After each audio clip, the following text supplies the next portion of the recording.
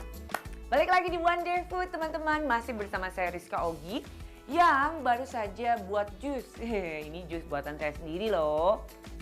Tadi saya menggabungkan peach dan juga jeruk, rasanya tuh seger banget. Tapi kalau bicara jus ya, kalian bisa memilih, bisa buat dari buah atau bisa juga buat dari sayuran. Nah kalau jus itu nggak hanya nyegerin loh teman-teman, tapi jus juga bisa untuk detoksifikasi. Tapi kalian tahu nggak sih manfaat lain dari detox? Ternyata detox tuh punya fungsi yang besar. Kita lihat sama-sama yuk. Detoksifikasi adalah proses pengeluaran racun atau zat-zat yang bersifat racun di dalam tubuh. Pembersihan dan detox meningkatkan proses alami pengeluaran toksin di dalam tubuh kita. Kenapa? Karena setiap jaringan dalam tubuh mendapatkan makanan dari darah dan darah mendapatkannya dari usus. Setiap zat yang masuk dalam tubuh kita akan terserap ke dalam darah melalui dinding-dinding usus. Yang artinya toksin yang berada di dalam usus juga akan ikut beredar bersama dengan aliran darah sampai ke sel-sel di seluruh penjuru tubuh kita. Jadi gitu teman-teman, detox itu tidak hanya membuang racun di dalam tubuh yang dihasilkan oleh makanan saja, tapi juga penggunaan kosmetik yang kita lakukan setiap hari nih, apalagi buat perempuan yang setiap hari pakai bedak, pakai lipstik, itu juga ternyata bisa membuat racun di dalam tubuh. Nah, dengan detox ini, baik detox buah ataupun detox sayuran, itu bisa menghilangkan racunnya. Benar juga ya, benar atau enggak? Coba kita tanya ahli. Iya bisa, jus itu terutama yang berasal dari buah-buahan dan sayur-sayuran bisa bersifat mendetok tubuh karena zat logam-logamnya, zat vitaminnya itu bisa membuat efek di dalam tubuh sebagai cleansing, kemudian efek juga sebagai menstabilkan pH darah, kemudian punya efek juga sebagai mengatur metabolisme di dalam tubuh kita.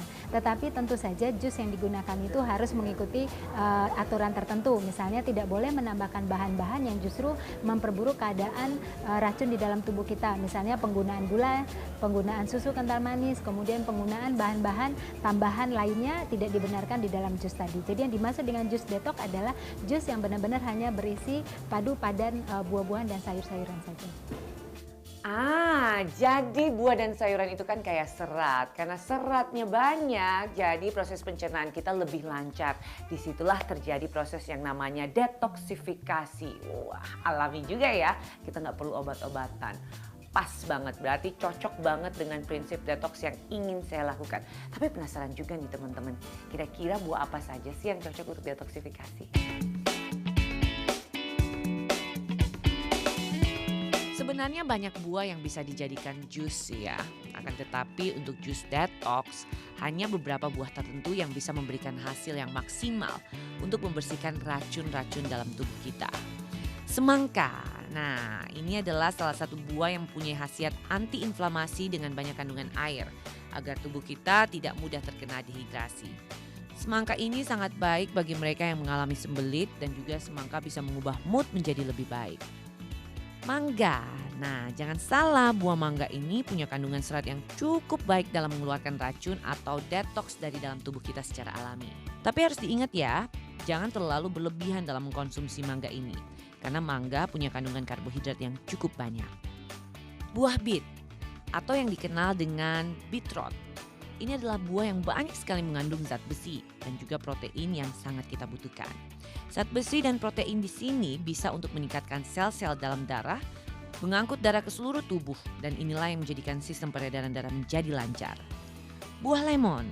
Kandungan vitamin C dalam buah lemon dapat membuang racun atau detoksifikasi di dalam tubuh kita dengan baik. Meminum jus lemon di pagi hari baik juga untuk meningkatkan keseimbangan tingkat keasaman dari makanan.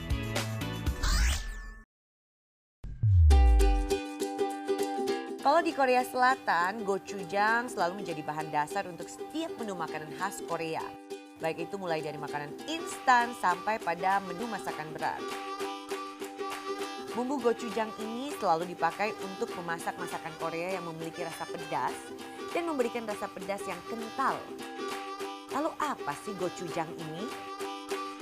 Gochujang pada dasarnya merupakan perpaduan tepung ketan dan juga bubuk cabai yang dicampur dengan beberapa bahan lainnya. Kemudian difermentasi untuk memaksimalkan rasanya.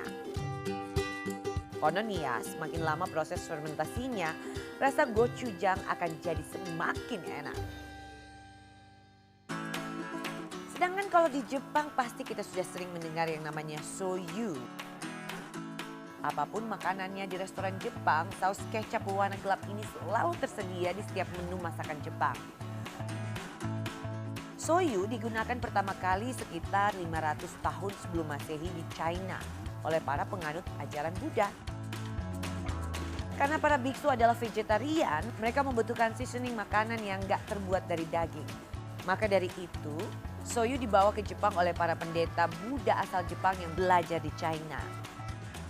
Soyu juga disebut sebagai soya sauce atau kecap Jepang. Kecap ini merupakan hasil fermentasi kedelai. Bentuknya cair, berwarna coklat tua, aromanya seperti kecap dengan rasa yang gurih kedelai. Kecap ini ada dua jenis, ada yang encer, ada juga yang pekat. Biasanya dipakai untuk memasak makanan Jepang seperti sukiyaki, yakiniku, dan sebagai saus perendam untuk makanan sushi. Sebenarnya ada hal menarik nih teman-teman Wonder Food yang pengen banget saya tanyain ke expert. Karena sebenarnya dua bahan ini itu kan melalui proses fermentasi. Kira-kira ada efek nggak ya buat tubuh kita? Coba kita tanya expert ya. Bahan makanan yang difermentasi sebenarnya manfaatnya itu boleh dikata tidak ada. Iya, fermentasi ya. Kenapa? Karena bahan makanan yang difermentasi itu akhirnya apa? Menimbulkan terbentuknya golongan alkohol. Contoh, singkong difermentasi jadi tape. Tape itu kan tinggi alkohol. Kandungan alkoholnya ada. Akibatnya apa? Bisa menaikkan tekanan darah. Jadi sebenarnya nggak ada bagusnya. Yang bagus itu bahan makanan dalam kondisi yang segar. Itu yang kita harus makan. Makanan berfermentasi itu belum tentu memberikan keuntungan bagi kita.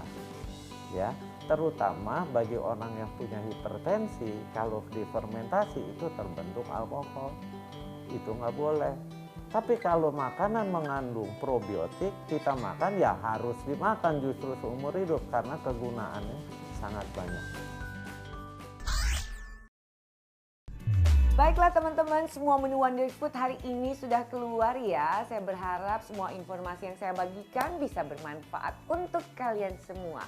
Jangan lupa ya untuk tonton terus Wonder Food setiap hari Senin sampai dengan Jumat jam 2 siang. Bersama saya Rizka Ogi, hanya di Net. Sampai jumpa.